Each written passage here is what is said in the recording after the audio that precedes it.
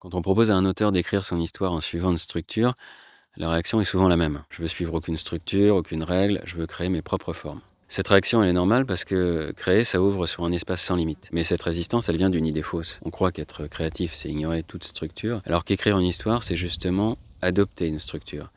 Et je vais essayer de te montrer pourquoi. D'abord, est-ce que tu saurais répondre à cette question? Où est-ce qu'on rencontre des histoires dans la vie? Alors comme j'ai un peu travaillé sur le sujet, je peux te mettre sur la piste, au cinéma, dans une pub, dans un jeu, mais aussi dans le récit d'une vie humaine, l'histoire de la planète, ou même du système solaire, et puis simplement autour d'un dîner quand on raconte sa journée. Bref, partout où on cherche à donner du sens à une suite d'événements. Sur la base de ce constat, on peut faire une remarque: sans le regard humain, il n'y a pas d'histoire, il n'y a que des faits.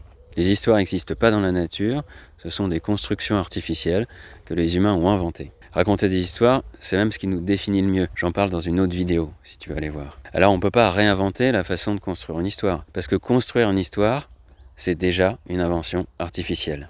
Et en plus, cette invention a un rôle essentiel dans le fonctionnement des humains.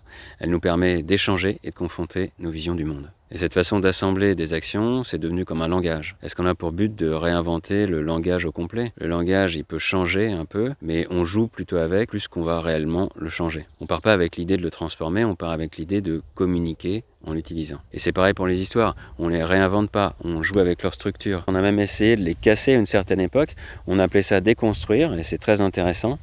Mais de là à faire sans elles, elles sont l'outil de notre propre définition, alors on ne les réinvente pas vraiment. Et si en créant, on ne réinvente pas leur fonctionnement profond, on peut énormément s'amuser avec et puis surtout découvrir des choses profondes sur nous-mêmes et sur le fonctionnement des humains.